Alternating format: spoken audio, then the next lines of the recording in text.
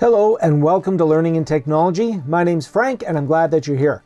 In this video, I'm going to show you how you can get free software to do almost anything that you need to do on your computer. That's one of the number one questions that I get on this channel and in my classroom. People are always asking, what software are you using to do that? And how can I get it for free? And in many cases, the answer is you can't. Right? So the answer is, okay, if you want a full version of Microsoft Office, you have to pay for that version. And if you want a full copy of Adobe Photoshop, you have to pay for Adobe Photoshop. And that's legitimate because those companies put a lot of effort into developing that software and they deserve to be compensated for that.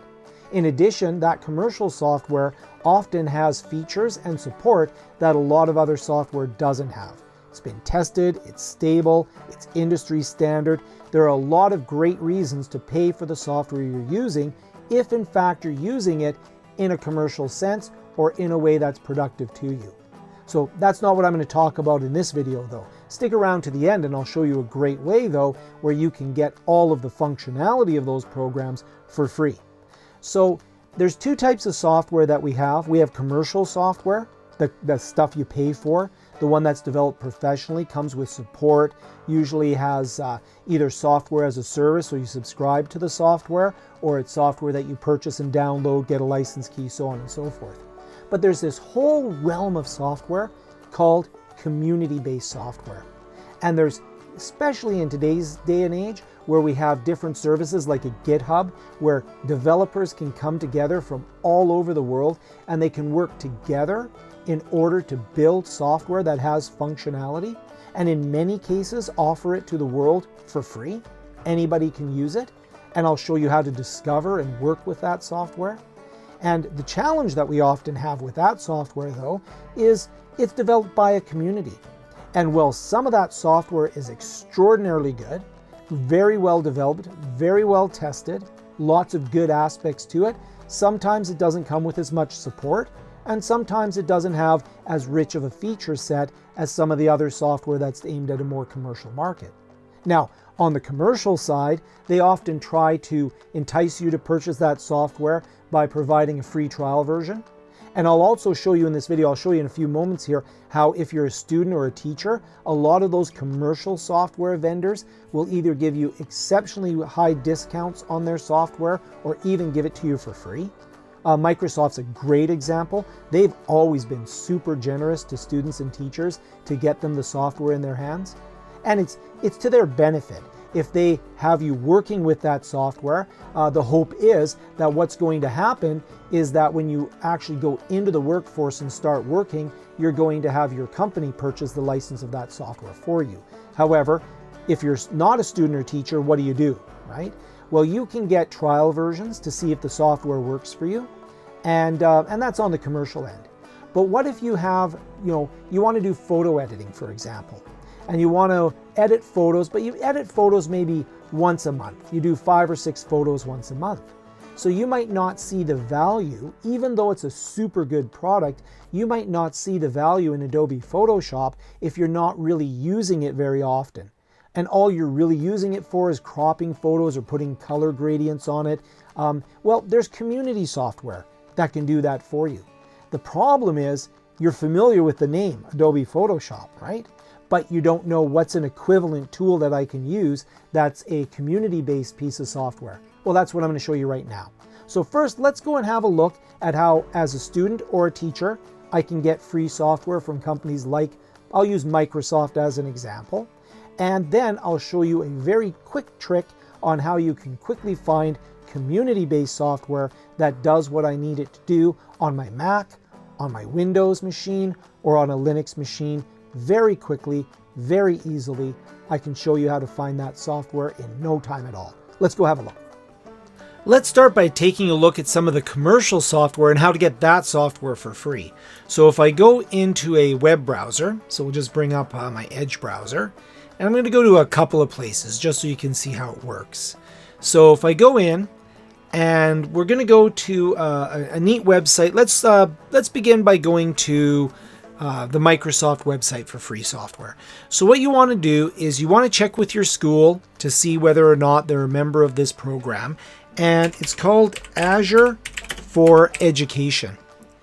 And if you go to Azure for Education.microsoft.com/devtools, and if you go in here, this will take you to a website that you can then log in with your school credentials and get a whole bunch of free software. Let me log in right now and I'll show you.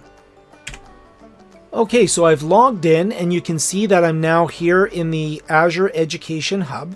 There's a whole bunch of free software I can download. It actually takes me to the Microsoft Learn site, a great resource as well. Quick start templates. And you can see here, it gives me an overview. I get software, learning, templates. And let's pop into my software. Look at all the different software that I can download for free from Microsoft. And if I go through here, now I won't show you any of the ones that have licenses, but let's say, for example, SQL Server Developer Edition. If I go in here, I can simply download the SQL Server Developer 2019 Developer Edition, which is the full edition of SQL Server. It's just not licensed for commercial use, but I can certainly use that software. I can learn how to use it. And then, of course, if I do deploy this into a commercial application, then I need to pay for a license, or my client that's using it for that application needs to pay for the license.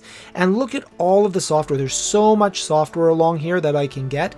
BizTalk, I don't use BizTalk Server very much, but if I go in here, Project Server and Project Professional, right?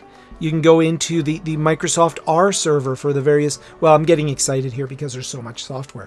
But this is all stuff that Microsoft, through the school that I'm part of, offers for free by going to the Azure for Education.microsoft.com portal, logging in with my school account, and then getting all of this commercial software for free. If I go into another software, let's go into someone quite famous. Let's go into Adobe. So we have adobe.com. And if I go to adobe.com, and you can do this for pretty much any commercial software out there. Notice here, it gives me, okay, I'm going to go back here, go to the Canadian site because I'm up in Canada. So here I am in Canada, it gives me some marketing material here. But what's really interesting here, I could sign in with my account, but if I do a search here, and I'm going to go into educational software. So if I go into educational software, this will bring me into an environment here where I can go in Adobe Student and Teacher Order Fulfillment. So you can see that there's actually Adobe, and you can go through and have a look here, but if you go in, there's cannot verify my educational use of software. So maybe the search I would do would be educational use software. That's another term that's useful. Educational use software.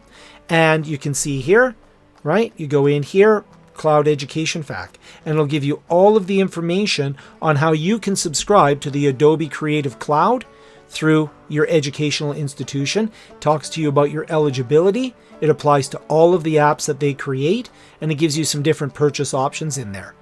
And I do recall this being very inexpensive. Now, in my case, I actually have a commercial license to this particular product, but if I was to go in as an educator, the discount was absolutely incredible. So there's two ways, or two examples of how I can use commercial software for free or at a very low cost.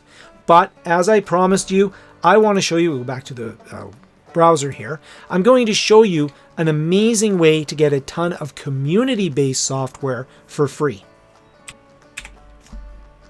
So what is the magic way to get this free software? It's alternative2.net. So make sure you use alternative2.net.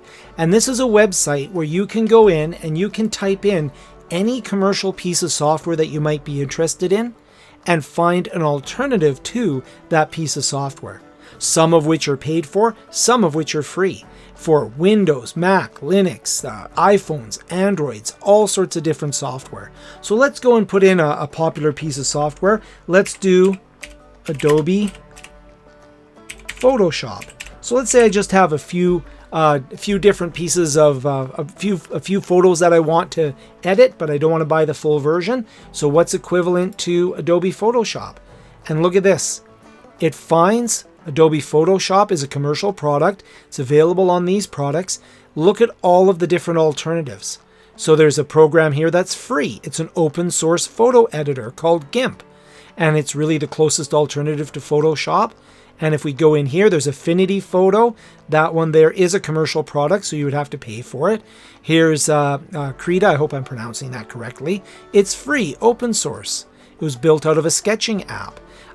So Paint.net, free for personal use. You only have to pay for it if you're going to use it for commercial use. So look at all of the different options that I have to Adobe Photoshop. So it's very, very handy to find different free alternatives. One of the questions I often get is I use an awful lot of mind mapping program. I use one called Mind Manager. Now, in my case, the features of Mind Manager for myself are so rich and so full-featured that I really like it and I use it a lot. But if I go in there, you'll notice that I can go in. It's a couple $100 for that piece of software if I buy it. But if you go in, FreeMind is completely free. If I go in, notice it's discontinued.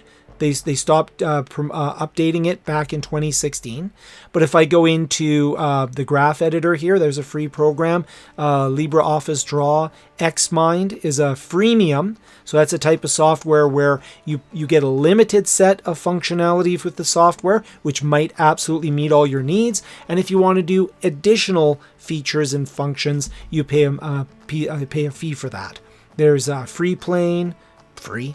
So you can see there's all sorts of stuff in here. This is a great one. The Brain is a free, I use that as well, but that's another one where I've actually paid for it. But there's another mind mapping program where there is a version of the Brain that is free.